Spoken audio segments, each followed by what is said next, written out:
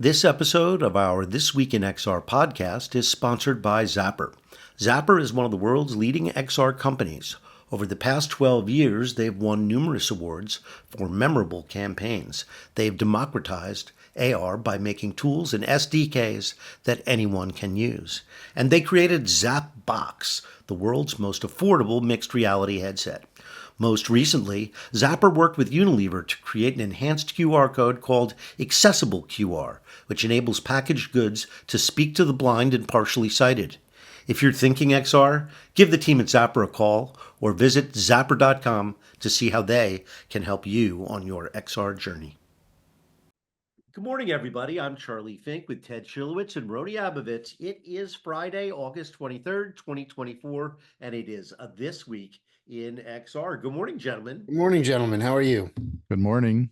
Exciting goings on down the street at Paramount. My former roost. But what do you make of it, Ted? I have no official comment. Just like Rony gets to pull his, well, I'm sort of involved in things and I can't really talk about that kind of stuff. God, I will leave that to you guys to postulate, but I will not add to the madness. Let's put it that way. You guys are such players. I feel left out. I'll tell you what's fascinating about it, though. You guys can talk about it all you want. It's on one level, it's an amazing asset, right? There's Viacom and Paramount Films and all these great things, but it's also the past, and the future's a really different, weird world. So it's stuck in between. And look, here's an example, a case study. AT&T spent how much for Warner Brothers? Over 90 billion. That did not turn out that good. Now this is a lot cheaper. They were lucky to get away with their hide. But if I were NBC, Universal, Comcast, and even if I were Disney, I would be thinking, holy shit, I may not, the music may have stopped and here I am and I'm holding things like ABC. And like, what value does ABC really have in the long term? It's a wasting asset, and every day it's worth less and less. There's a TikTok influencer in their garage. End up being Paramount's biggest asset. Go ahead. No. There's a TikTok influencer in the garage that may have more value with their following than ABC right now. Like, that's the word. Yeah, I know exactly. So like they're standing. So here's Paramount. They got CBS. They've got MTV. They've got Comedy Central, Nickelodeon. All these fantastic brands that they've aggregated, media brands they've aggregated together over the past 4 decades, and that turned out to be the worst possible strategy they could have had. And so they're left with, what they have? National Amusements has their outdoor display business, and that continues to be a huge business. Here's a top line on this, if it helps some of our listeners understand. If you take a very quick look at the valuations of what we consider major entertainment companies, historically important major entertainment companies that are US based. There are 2 that are relatively successful.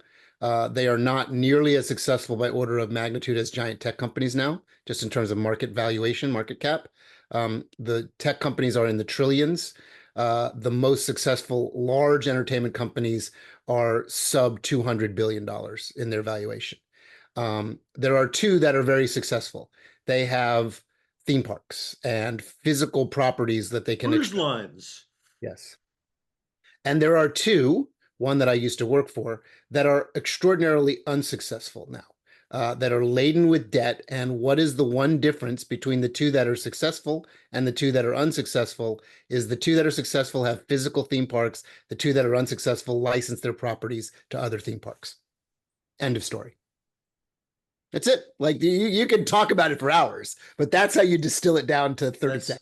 That's Ted's mic drop. Yeah, that's how you distill it down. There's no other way to look at it. Is certain companies have figured out how to monetize, and other companies have figured out how to give it all away. That's really what it comes down to. All righty. Thank you for what it's worth. Got a hint of bitterness, and I know Ted was a proponent of location-based entertainment. I am very much there right now. Ted is a believer in the experience economy. I am. I have some other theories as to what's happened to the entertainment business. Things were not going well before the pandemic, but a lot of things got covered up by that. Everybody started to build streaming services. Everybody started to think, oh, well, maybe we're not the studio of the future is a streaming service, right? But then it turned out, oh, becoming, and so isn't that great? Great idea. We'll be valued as a tech company. We won't be valued as a company that has things like movie theaters and, heavy things made of atoms that have to be shipped around. Now we'll be digital, man. And as it turns out, the streaming business is insanely expensive. It took Netflix, decades of multi, six-figure trillion-dollar investments, and you just can't get there from a standing start. You can't decide on Monday we're going to be a streaming service, and then Friday you launch a streaming service, and suddenly you're competing with Netflix. No, you don't do that. Disney is just starting to see light at the end of the tunnel, and they have like 2-3 studios aggregated together along with Hulu. I mean, the only way that's how they're going to survive. They're going to take their ESPNs and all their garbage and just dump it into their streaming service, and they will compete with Netflix. But everybody else is picking up scraps comparatively. So now you've got the haves and the have-nots, right? And the haves, I'm not ascribing particular brilliance to them. It's just they're so big that if they end up having to eat ABC, well, they'll eat ABC and they'll go on and be valuable and, continue to crush all competitors with just their sheer stock market savvy.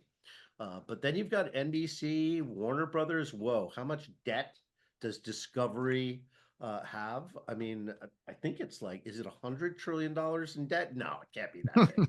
It's not $100 trillion. No. I mean, I'm sorry. I said 100 billion. Could it be that big? No, it's not. But It's probably like 50 billion, right? Their debt ratio is extraordinary. I mean, if you're interested in this, as a listener, do your research and look at the debt ratio of Warner Brothers. It is untenable. Yeah. So really what all of this is about is you look at the books of these companies and you're like saying, I don't know, is MTV really worth $100 billion because that's the way it's been valued on these balance sheets? No. Well, it also, if you want to kind of get into some interesting stuff, it also gets to the root of the philosophy of the quote unquote entertainment business, right? You glue those two words together. And there's always been a challenge around the reason for entertainment and the reason for it to be a business, right?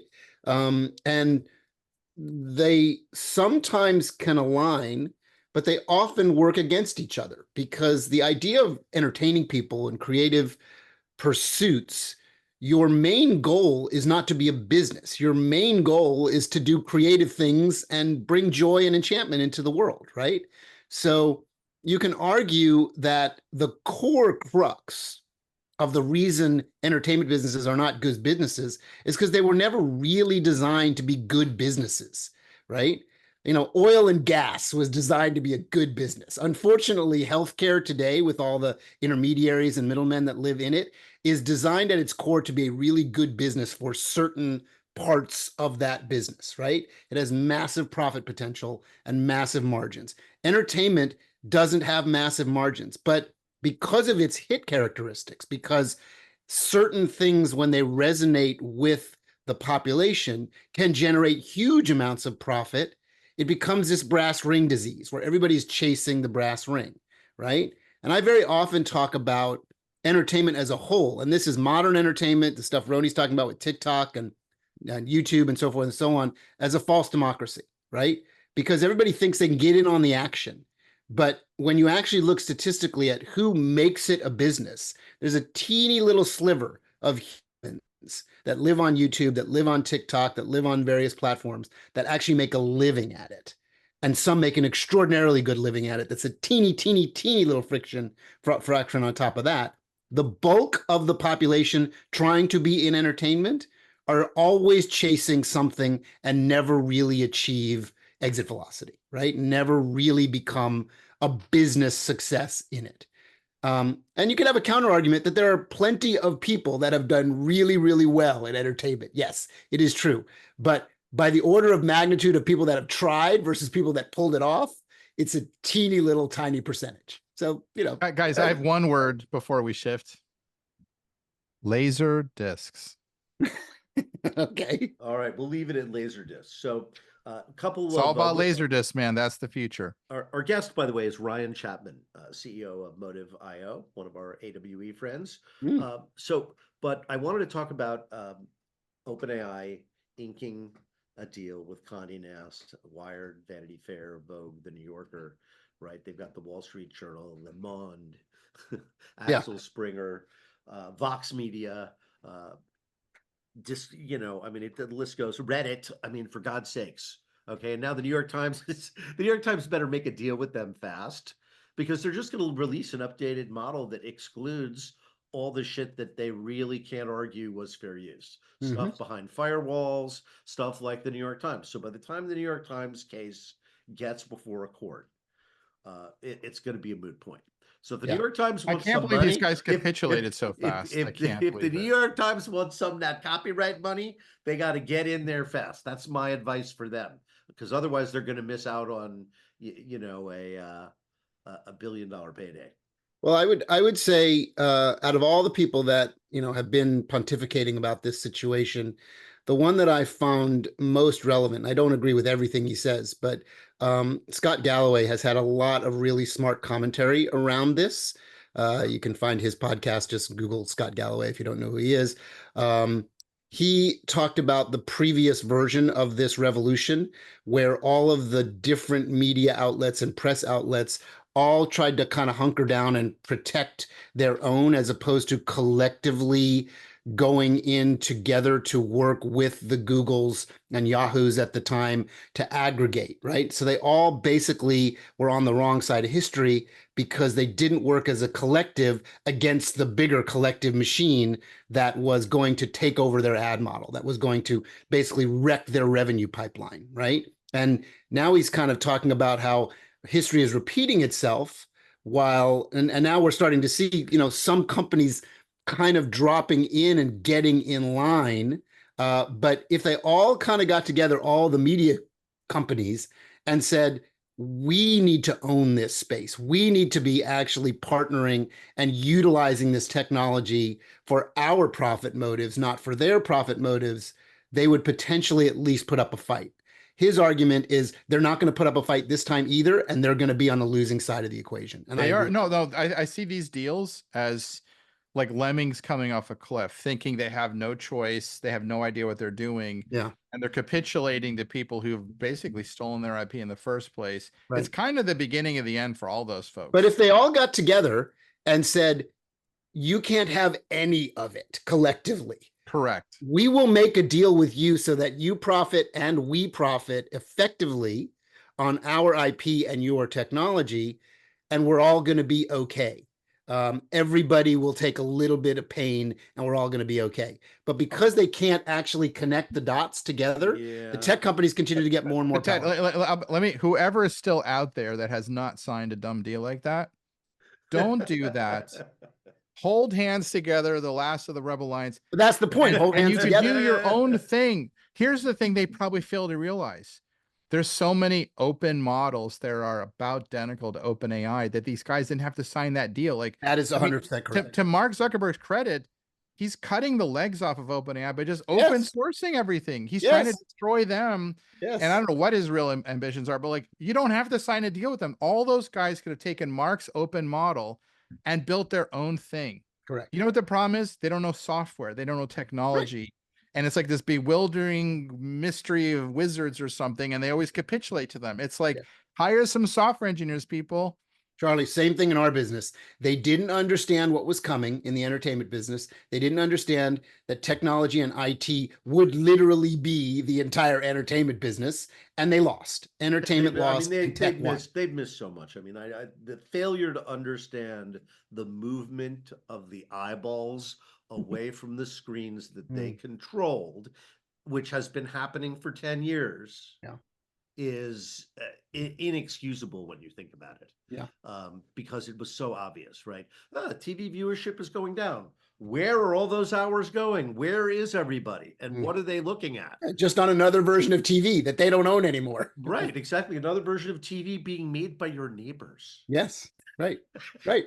I mean, that's the crazy part is the user generated content. And Yeah. so much of it is crap and people love it. And now when we were saying the networks were crap, it was just well-produced crap. Yeah, exactly. When the world of media becomes everyone's school play, that's kind of what media becomes. And there's all kinds of good in various forms of media. What we think is bad is good to somebody else, right? And there's a big market for that. So Correct. Meta has been talking about, and now everybody in the industry, probably you guys are getting this. What are the classes that Meta is going to reveal and connect? So there's the rumor mill and the press treadmill has started. People running with that story, and then we don't need to go into the story. It's everywhere. If you look at the tech press and look at The Verge, look at Engadget. It's on every and the other one is more interesting. Which I had heard about last month and was sworn to secrecy, but obviously lots of other people were hearing it and sworn to secrecy too, is that Snap has spectacles. Yeah, next gen coming, yeah. And they're serious about it this time. They're going to release them and, there's a plan. Well, look, I mean, the technology continues there's a glide path. I don't know what Meta's going to say about their glasses, but Snap's got a plan for these things, so. Yeah, I mean, the technology continues to mature, and these companies are not letting go of that. They keep putting resource cycles into it.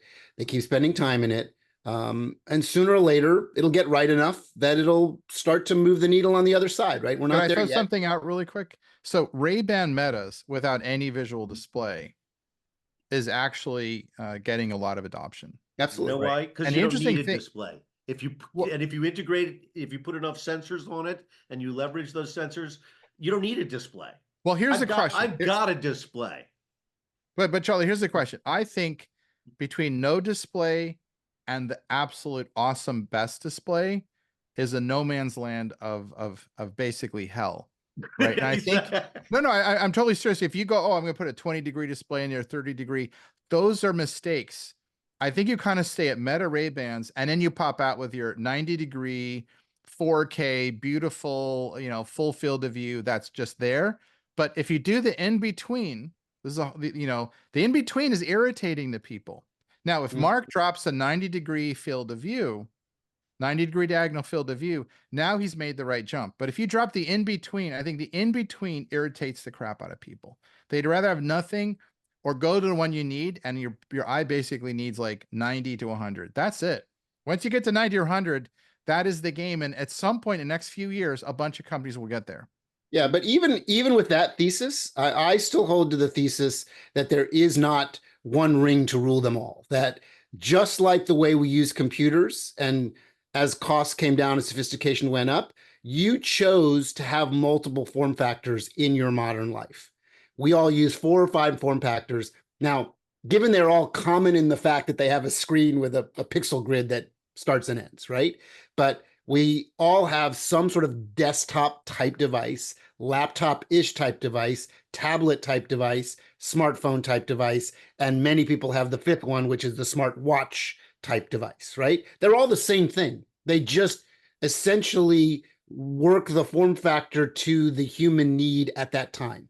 And I think the smart glass revolution will run the same gamut. There will not be, at least in our lifetime, the thing that covers every possible use case. You're probably going to have your Ray-Ban style audio only, your Ray-Ban style with light touch graphics for information that you will wear like glasses, and then other things that will be more visory-like or headset-ish like to wear for more immersive use cases. I will hold to that until someone proves me wrong. You guys have been on a roll this morning. I hope my new students are listening, so they're getting a bit of a masterclass. If it's not going over their head, at least you hear us talking the talk. Okay, so we're going to bring Ryan in. Okay. Last note on the news: Grand Theft Auto is not coming to VR. Finally confirmed. The worst idea I ever heard. That it doesn't come, or that it would come. it is not officially coming, but I mean, somebody will make some dark, terrible place like that eventually. Yeah. But it shouldn't be big companies. That's creepy. That's really, I mean, GTA is sort of borderline along with Call of Duty. Not good for the mentally ill. I could be No, wrong no. about this, but I think GTA is considered the most economically successful single piece of IP in the universe. Uh, I think it may be, it may have recently been surpassed by Call of Duty. Yeah, it will be one or the other, right? Uh, And they're functionally the same thing. You kill but people. you know, if you go to the Wikipedia and you look up the stats, the the Minecraft is still the monster A of force to all be reckoned those. with. Yeah, yeah, I yeah. mean, But I think just as Microsoft bought it for, I don't know, 20 million or something, and they've, or I mean, they've turned it into, I think a I 10 thought or they bought it $20 billion billion. juggernaut over the decades. I could be wrong. I thought Microsoft bought it for billions, but it has obviously grown exponentially Yeah. since they Well, I bought mean, it I think that's in a way what set them off on their, um, on their Xbox home journey. gaming, on their whole Xbox journey, because they're like, Yeah, whoa, yeah, the games business is big, yeah. and it's the software business. So anyway, where's I Ryan? see Orion. There's I somebody see him. called Ryan I here. see him. There he Oh, is. there he is. Ah, hey, Ryan, how's it going? you're here. Ah, Welcome. here I am. Good to see you. Yeah, likewise. Thanks so much for having me. Ryan, have you met Ted and Roni before? I don't know if we've Ah, met. no, not. I don't think so. Great to So meet you. you're up in Vancouver today. Yeah, in Vancouver most days. Yeah, that's we're based north of the border. And you have some really big clients. Uh, uh, do you work with them remotely? How do you connect with companies like mobile? Excuse me. So yeah, we yeah, most things are remote, and I mean, I think those deals, excuse me, really got started during COVID. So that became just kind of the norm. Excuse me. So remote meetings, one of the nice things about virtual training and virtual technologies in general is that a lot of it can be done remotely, but we definitely get down to Houston a couple times a year. At the end of the day, you can't beat FaceTime to kind of move things forward and make those personal connections. But yeah, a lot of our work, I mean, we're working with Emirates, and obviously can't spend all of our time crisscrossing the Yeah. planet. So it's yeah, a lot of virtual meetings, a lot of weird hours too. So I should say Motive is a company that specializes in helping enterprises uh, leverage immersive technologies for training and simulation and other kinds of business applications, which is an incredibly hard business, as we know. And so many companies have been trying to make this happen, including Microsoft, for 10 years, going on 10 years. Yeah, absolutely. I mean, I think you really, I mean, you got right to the heart of it. Is that it's a good business, but it's a challenging business. There's a lot of moving pieces. I think me as kind of a wide-eyed entrepreneur, coming off of being, I was an engineer at Microsoft and spent time in the Valley as a developer. You kind of have a bit of a, everybody makes the same mistake. You build it and they will come, but you really quickly get faced with the reality of sales cycles and security reviews and procurement and all of these different kind of hoops you have to jump through, and that's before you even start trying to build anything. So yeah, absolutely, the enterprise space is a challenging one, but I also think that I think the popular conversation points around VR and immersive technologies tend to really focus on the consumer use cases, and I think that makes a lot of sense. It's understandable and it's more tangible to people. But what I think one of the things that's lost a little bit is just how much traction it really is getting in enterprise. And in our case, especially in those training modalities. So Ryan, you talk about the challenges of the business, but Charlie and I often pontificate about this sector as a continual growth sector and a continual maturing sector that really shows the power of immersive devices and proper software sort of paths to get there. Are you seeing in your business more competition, more entrance into this space, or are you seeing less? Are they shedding? Is it, are basically, is it getting to kind of that last man standing mode where there's just a few really good companies that are doing it? Or is there a massive amount of competition, all with various levels of Yeah, no, quality product? that's super good question, and I would say I don't think there's a simple answer, because I think we're seeing both at the same time, right? Like we're definitely, the likes of Tailspin getting folded into Cornerstone, some of the other players that have had to unfortunately, haven't been able to make it, but at the same time, every time, I mean, we do a lot of competitive research, a lot of industry research, and if I feel like every week we're finding new names and new companies entering the fray. So the one thing I would say is that it's an extremely diverse market, right? So I think it's easy to kind of over fixate on this concept of like, all right, you do enterprise XR or you do enterprise training, and kind of lump everybody into that one area where, what I really see is think of a gigantic Venn diagram. Many people are solving many different parts of the solution, right? And so that's kind of central to our thesis on how we're approaching the industry, is that it's an ecosystem. We want to be kind of the center of that ecosystem. So we built our platform to be extensible and pluggable and what have you.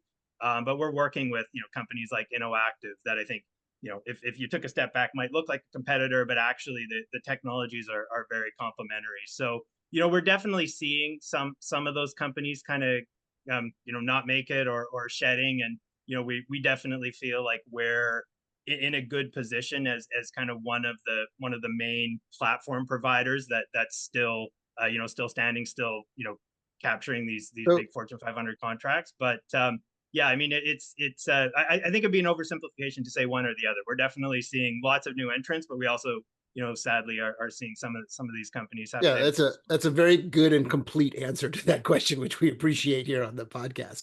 How would you define your special sauce? Like, give us maybe Yeah. some examples of some really key success with clients and what differentiates you from some of these other players that market themselves in that same domain. Yeah, for sure. And I think that kind of if I may digress for a moment, I'll kind of touch on the origin story of Motive.io, which I think is a little bit different from some of the other companies in the space. So we actually got started 15 years ago in 2009. And it was I wanted to do something cool. I just moved back to Vancouver. I'd been living in San Francisco for a little while, and as you may or may not know about Vancouver, has a healthy game industry. EA Sports is here, and a lot of the game companies, a lot of investors, a lot of people in the gaming industry. And so, my friends here were in the gaming industry. We're kind of bouncing our ideas around what we wanted to do. iPhone was still pretty new. I think we were on. I think iPhone 3 was just out, and crucially, it had GPS. So this was a big Was that this was a big the first 3G was three or Yeah, I think that's right. I think it was 3G, and it had GPS. And so we were bouncing around ideas of what we wanted to do. And one of my friends, he was actually based in LA at the time, but we were just chatting, and he said, what if we could build a game where if you went to a hospital, it actually recharged your health. And now, nowadays that seems like a normal thing. Everybody's like, yeah, whatever, you just go to Google Maps. But none of that existed at the time. It was a pretty novel concept, and that blew my mind.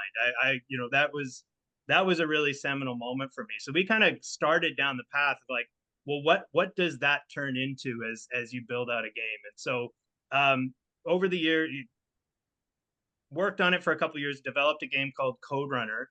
What was interesting about Code Runner is that it was very, very narrative driven. It was a story, but it was a story that had to take place in your local environment. So we were able to kind of do Google searches and find pieces of locations and landmarks that could seed this compelling story we had written. What was interesting though is we had no control over the environment. Obviously, I mean they could be anywhere. They could be launching it on a cruise ship. So there was this need to adapt to the user's surroundings. That was Just like Niantic a little bit, like early Niantic kind yeah, of. yeah. It was prior to Pokemon Go, and obviously we had a lot of conversations with Niantic post that. But it was different in the sense that it really was a narrative story, and that becomes important to the overall kind of arc of where we ended up, because our one of the three founders was a guy, Jeff McPherson. He was famous briefly in the 2000s as Dr. Tiki on Tiki Bar TV, and he was a brilliant writer. And we were taking his story and then kind of layering it on top of the real world. So you called it an alternate reality game, right? Yeah. It ARG, was an yeah, alternate. ARG is a thing. That's that right was up the your whole alley, thing. Ted. Yes, ARG, baby. Yeah. I mean, it was before AR kind of became AR, and we actually bounced around the idea of whether it was an augmented reality or alternate reality, and it really was more about playing the role of this government agent, unbeknownst to you, that had to go out and kind of dig into this conspiracy and get to the bottom of it. But the key to it were a couple of things. Number one, I think we learned a lot about immersive experiences, which was, the ultimate processor in all of this is the human, is the brain, is your perception of the world, and not kind of how the device is presenting the world to you. And we used to do little tricks in the game. We leveraged a lot of like cold reading techniques. The kind of the person sits on the stage and says, oh, somebody here has a sister whose name starts with M, and of course one person has a sister whose name they think they're talking to them. And I remember in particular, I was testing it one time, and Jeff just, he does great voiceovers. He just said, there's a woman coming towards you. I think she has a phone. And there was a woman on the street coming towards me, and it freaked me out. I mean, and I had tested this thing 50 You're in your own times. spy movie, right? Like yeah, absolutely. And so it was incredible. So I think we learned really quickly how important the human is in all of this. And I do think that's, we can get into it, but I think that's part of the story that gets missed a lot with XR. We focus on visual fidelity and stuff, but the human is ultimately the one consuming it. But more importantly, and where it kind of gets to the where we ended up today and what our secret sauce was, we just had a challenge on the development side. Like, I was the programmer, Jeff was the writer. He was producing this narrative, and I had to program it all in. So he would send me Excel documents with audio files attached, and I was spending hours and hours and hours trying to get that in. And we kind of thought, this is just inefficient. So we started building StoryFlow, which is our authoring tool, as a way to kind of unlock the creative side of this development equation and give them a tool where they can get their content into these applications. So fast forward 10 years, the location-based market obviously didn't quite pick up, I think, the way a lot of us had hoped. But we found that exact same problem exists in the enterprise training space, where you have these practitioners. They're very technically sound, but they're not programmers, right? They're great content producers, but they're not programmers, and they're the ones that ultimately have to create this training for their employees. And so we were able to make just a couple of changes to StoryFlow, and then leverage that technology as a way to empower these other teams to take advantage of the immersive technology. So so StoryFlow is one of your products? StoryFlow is part of, it's part of the platform. So the platform has a couple of key pieces. There's obviously the StoryFlow authoring. So when you're saying go ahead. you're saying a platform, so you have a SaaS business where you provide other companies with a way to make AR content or mobile content? Primarily VR now. So that was one of the big switches. We kind of went from that AR type of content and have focused more on the VR side. So that's definitely one part of it, is that content creation piece. Then the other part is just kind of, and I'm the worst marketer in the world, but it's kind of all the boring stuff, plugging into SSO, connecting to a learning management system, getting through IT sec reviews and that sort of thing. But you can kind of, at a high level, think of it as a content management system. So you create the content here, and then you manage it and deploy it using the rest of the infrastructure. So were you working on the HoloLens project at Microsoft at all? No, HoloLens was after I left. I was working more with the mobile teams when I was there. Oh, you were with Windows Phone? I worked indirectly with Windows Phone. I was on the Visual Studio side working on the compact framework. So we were building the programming environment. Because my brother ended up there because of the Nokia acquisition. Oh, that's fantastic. So yeah, long story, won't digress, but I was interested in your perspective on Microsoft's enterprise business, and in particular what's going on with the HoloLens, which seems, with the departure of Alex Kipman and two reorgs later, to have been deprioritized considerably. In fact, if I had to opine, I would say, so goes IVAS, so goes the HoloLens. So if the Army ultimately cuts it loose, which I mean, the evidence is they probably will at some point, then that'll be the end of the HoloLens. And so that was a very big and decades long effort by Microsoft. Supposedly, they're still looking at the display business and head mounted displays, but it I would say it was an example of too big and too early. Uh, Yeah, yeah. I'd love I to mean, I get think your if perspective on it. yeah, for Do you sure. ever design anything for the HoloLens? Oh yeah, yeah. We have a couple of customers using HoloLens, and so when it gets to the authoring tool, it really has been designed to build content for any type of immersive experience. Whether you're in a headset, whether you're on a web page. We've built it. I like to call it an experience design language, whereas most programming languages are built for computers. Storyflow is built for people. And so, whether you're designing an immersive experience for a headset, for a web page, but the question about Microsoft's hardware business, I do think that, I mean, and this is not necessarily an educated opinion, but it was there for a little while. I think Nokia is a great example, right? I mean, that was a fantastic piece of hardware. I had one and I loved it. But it's Microsoft outside of Xbox hasn't had a ton of really good clear winners on the hardware side, and if they can't sell their back end Surface Pro, services. you don't think is a success? What do you guys think?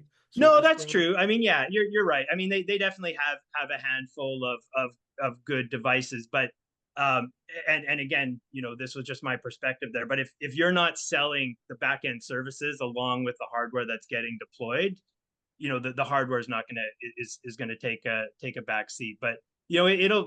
I mean, I think exactly to echo your point, as goes IVAS. I mean, if they do choose another vendor, I sadly, I think that might be the end of the Microsoft MR initiatives, which is too bad, because I mean their early VR devices were actually great, connected to an ecosystem. There Sure. were a lot of Okay, them. so back to Motive. Sorry, Yeah, we're not here to talk about yeah, Microsoft. no, We're here no to talk worries. about Motive, and you're talking about your story flow SaaS product. But is there another part to your business where you're doing sort of bespoke projects with big companies, or are the big companies users of StoryFlow? Yeah, it's a little bit of both. And then there's actually kind of a third category where we partner with other companies to do the content development. So as a company, ideally, we want to be mostly focused just on the platform side, providing the platform, providing the back end, and then training these teams on how to use everything and take advantage of it. But we also have, with our experience with CodeRunner over the years, we've developed a lot of techniques and humbly, I would suggest we make some of the best content in the business, just because we keep pushing ourselves to learn how to do it. So it is a little bit of all of the above. With some of our clients, we'll dig in and we'll build the content for them. Some of our clients, some of our bigger ones, are learning to use the tool internally, and then there is this kind of third way, which is that we have a number of partner companies that'll take that content development on. So StoryFlow, help me understand a little bit more by taking me on your customer journey. Take us Right? take us on a journey. Yeah, so Take us on I a just journey. All tell me right. the All right, story, right? I everybody. mean, let's say I have a factory that makes uh, electric VTOLs, Sure. and we're a big joint. We're making one a day, and there's a lot of components, and we have to train people quickly. So it would be great if we could just train them on the spot using a VR headset, right? Yeah. Kind of guide, Yeah. use MR to guide them through it. They could just stand right there, get some training, watch the guys doing it, and make it a whole mobile experience to train them. So somebody says you should Yeah. Yeah. use All right. All a right. good application for So your chart. platform, right? So I get Sure connected thing. with you. Now, do Yeah. I have technical guys now who are looking at this? Designers? Who's now the client Yeah. Yeah. So internally? no, it's a great question. So I think almost almost exclusively we end up engaging with the L&D teams at these companies. So these are the groups that are in charge of overseeing. L&D is learning and development. So the groups at the companies that are overseeing, corporate training, making sure people are certified to do the work, and so on. So that tends to be, that usually falls under the kind of the HR umbrella in a company. And so a lot of times we're talking to the practitioners who are using tools. I'll use some industry tools, but you can kind of think of them all as glorified PowerPoint creators to make, what's today pretty boring training, slideshows, videos, and that kind of stuff.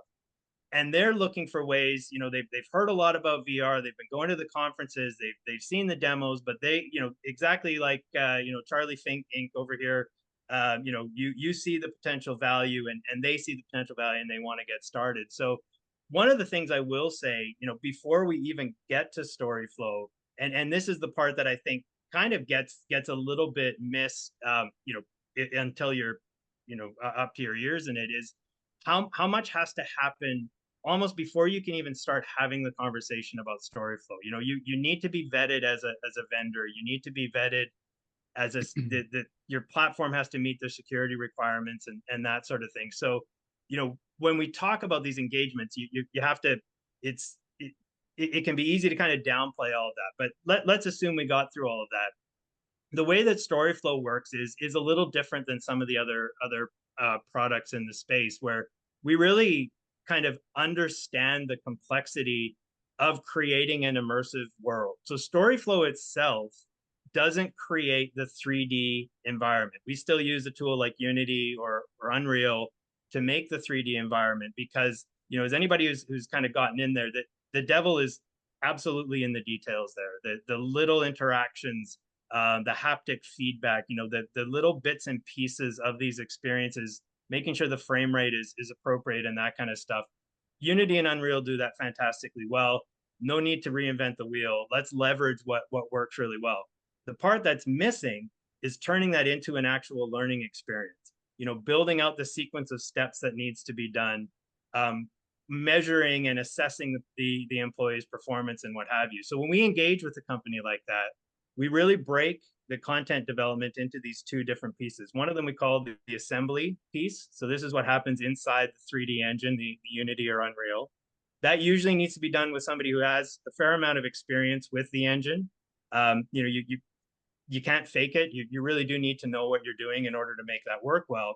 What's innovative and different about StoryFlow, though, is that once that environment has been configured, that goes on your headset, and then StoryFlow creates the instructions that play out via the web-based authoring tool. And you can just download them and deploy them over and over again without having to do a new build, without having to get into this engine.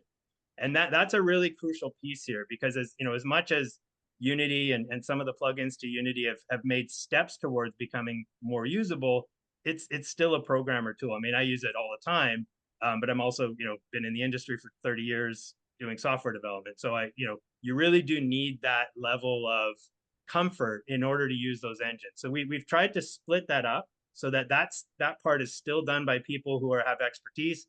That may be people at that company, that may be us, that may be one of our partner companies. But what the L&D team, the learning design team, gets at the end of the day is something on their headset that they can go in and start programming using this authoring tool.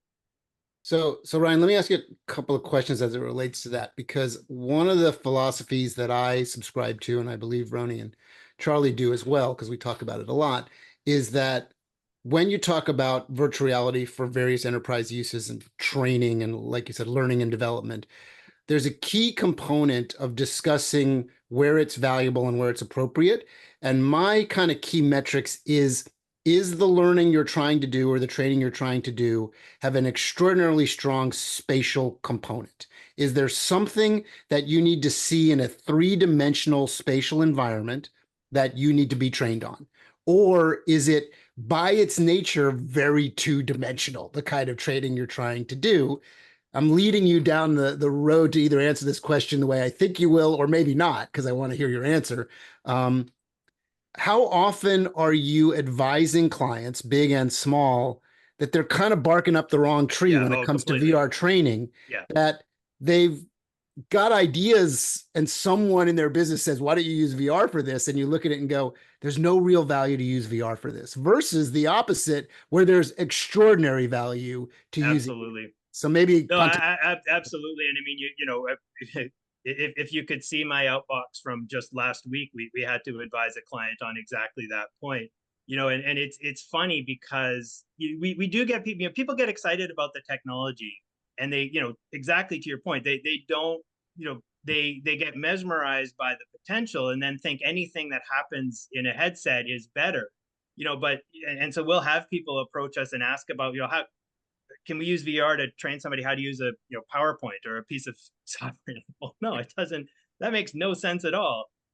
You know, and even just watching videos, or there are times when that's better. And you know, to tie that back to the platform more generally, that's when I talk about Motive XMS, which is the name of the platform. You know, I often talk about how we're trying to create it as an kind of an open ecosystem, as something that integrates with your existing IT infrastructure, but more importantly to what you're saying, with your existing learning, right? And so, you know, there are going to be times when watching a video, just a regular video, is absolutely superior. You shouldn't put on a headset. There's going to be times when a 3D embedded browser experience is better, and there's going to be times when the headset is better. And in order for a training product to work at scale for these companies, you have to, it has to be part of that blended solution. But specific to your point, I mean, you're right. If there's not you know, if there's not a spatial component, if you're not getting value out of having that agency that's unique to VR, you're really not getting anything out of it. You're just putting you know, you're putting headsets on people for no reason. The flip side is that when you do have that element, it's incredible. Like you know, the results are really astounding. And you know, my kind of key metric has always been, look, there has to be at least an order of magnitude improvement in the outcomes in order for people to put a headset on. You know, in order for a company to do that investment and decide that they're going to, you know, get the infrastructure in place and get people into headsets.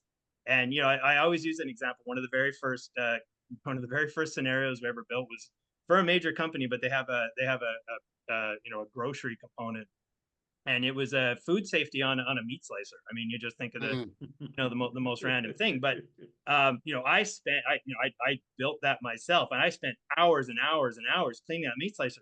That was 5 years ago. When I go into a deli today, I be like, all right, man, get me the gloves and the spray, and I can wash this thing top to bottom. Like, I still remember every single step because I was taking those actions in the space. And so, you know, that's the other side of that equation. Don't use it for dumb things, but when you find that use case, it's really incredible what you can get out on the other side. Yeah, I think that's great. I think more people should learn from that. Like the example I would give, see if you have other examples. Your meat slicer one is actually brilliant. And I'll tell you why in a second.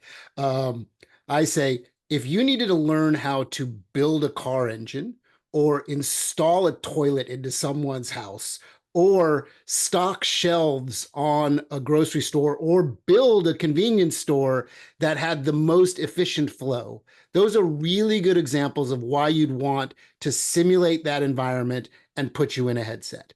If you need to train someone how to use Excel or do accounting, that is the worst reason to put somebody in the headset, right? And there's all kinds of stuff in the middle, like that, like has some spatial and then some kind of static. But if you're using spatial and static in combination, it's still a very strong case to learn it spatially because you're going to get something from it, right? And then the quick story on the meat slicer. My very first job, I'm curious what Rody and Charlie's very first job was at a sub shop in Orlando, Florida. And at the age of 15, they put me on the meat slicer. And this goes back in a time when there's no little plastic safety guard or anything. Yeah. And it was freaking dangerous, right? So if I had 2 days back then to like train in VR before they're like, okay, here you go, kid. Here's a salami. Go learn how to cut it. And you're like, okay. And man, my fingers are all bleeding and cut up. And luckily I didn't lose a finger, but it was close, right? So spatial training is going to help you with all that, I think. Yeah, absolutely. And you know, I mean, you look for similar examples, and you mentioned stocking being one of them. We just finished a big rollout for a big retailer up here in Canada, And it was a picking scenario. And I'll say, just, again, it's anecdotal, but I'm just the type of person, if you put a page of instructions in front of me, it might as well be like it doesn't, it doesn't process the same way as Because you're probably a doing tactile learner. You like to touch things. Yeah, yeah. And so it was interesting. The example here was I was actually trying to learn the procedure because I needed to test something. There was a bug and we were looking for a fix it. And the developer gave me the actual instructions on a piece of paper. It's like, well, do these steps. I'm like, I do not know what you're talking about. None of this makes sense. But as soon as I put that headset on and I went through the onboarding training, I was like, oh, I get it. I'm in this aisle. I say this number. I find these products. This is the thing on. It's 5 minutes in, and despite staring at a sheet for an hour, I immediately understood the whole scenario. So that's where again I talk about this order of magnitude, this 10x benefit. When you have that experience, that's when the light goes on, and that's what we're trying to get to with our customers. Yeah, I mean, as pedestrian as this might sound, think about if you had to learn how to go on a theme park ride by reading a paper instruction of a theme park ride. Be like, okay, so get in this line that moves around in this serpentine fashion. Wait till you get to the top, then get into your little lane, and then go into this ride vehicle and pull this bar down. But don't pull it down too much because it's going to lock up. Pull it down enough and look around you and then watch all these things happen versus actually going to a theme park and doing those steps. Innately, you just figure it out. You know how to do it. Nobody has to teach you. A 3-year-old goes, I get it. I get in the line. I get on the boat. They pull the safety bar down. I go on the ride. Right? Yeah, that's exactly it. And I mean, it's, this is getting into kind of, deeper learning, technology and research than I know. But there is a huge difference between ingesting information and trying to map that to actions versus just doing the actions. And that extra step is the part where a lot of training just falls down today. Yeah, totally agree. We haven't talked about enterprise in a while on the show. I really have a lot to say about this topic that we didn't get to. And unfortunately, we're really motivated about it. I mean, Roni didn't speak much today in the guest, but I know, and I was going to talk about Magic Leap too, which had some great enterprise applications. I did have one question though for Ryan. When you look at Apple Vision Pro versus like the Quest, Quest 3 or something, what is your go-to headset for training? Like, because you're in the trenches, and when you get down to the reality of what people really going to use, and VR versus AR or hybrid, what are you kind of seeing? Yeah, for sure. So I would say that we and not to say those use cases out there, we haven't seen a lot of the hybrid use cases. I think there's obviously confirmation bias in there because we're mostly tackling the VR side. Definitely Quest is the go-to right now. That we try not to specifically recommend one because we don't want to, we work, we love the Pico, we love the HTC headsets. The Lenovo shows a lot of promise. Internally we use the Quest almost exclusively. Just it's the right price point, it's comfortable, it works really well with all the software we want to use. To me, the Vision Pro isn't that. It's not in that arena yet. Maybe it'll get there, but we're not. And I think it's as simple as the price point. I mean, if you can get 10 Quests versus one Vision Pro, that's the decision point right there. I also wouldn't understate how, in our opinion, how important it is to have controllers, and how difficult not having controllers makes building some of these scenarios. I mean, going to the meat slicer example, one of the crucial steps is you pick up a spray bottle and you spray it. That's a difficult interaction to pull off with hand trackers. Whereas if you have a controller, it's super natural. And it was hilarious. Like, people loved it. They'd pick up the spray bottles. Yeah, because you do it like a sprayer. You have the trigger and it's got the sound and there's a little bit of haptic feedback. So that, people get nervous about controllers, are worried about onboarding new users, and there's definitely something to that. But once that happens, the controller does make a big difference. So, we're not seeing uptake on the Vision Pro yet. I mean, I definitely think it'll start making a bigger appearance. But yeah, I mean, our go-tos, cost is a huge factor, and so that's where the Quests and some of those other headsets really shine. Well, to your point, the Vision Pro needs to go on a diet, on a weight diet, and on a money diet. Like, Yeah. it's got to get Yeah, lower yeah, in yeah, price yeah, and a it's lot got- lighter before anybody's going to really Yeah, use it. there's a regimen ahead of it. Yeah, absolutely. Ryan, we don't have enough time for you. Let's bring him back. This Yeah, is I know. good. Well, This is a I good know we discussion. always say that, but hopefully we'll see you again soon. If he likes us enough, Yeah, maybe he'll I come know. back. Well, we and there's always AWE. Yes. Absolutely. We'll always have AW. We'll always have That's- AWE. Isn't that Ryan, sweet? it was great having you. Good to see you again, and great continued success with Motive.io. And Thank you with so much. your business, Roni. Yeah, good we'll to bring see you back. It's a good interview today. We'll be back next Appreciate Friday, it. everybody. Great to see Next you. Friday. Thanks for listening. Bye bye. Bye.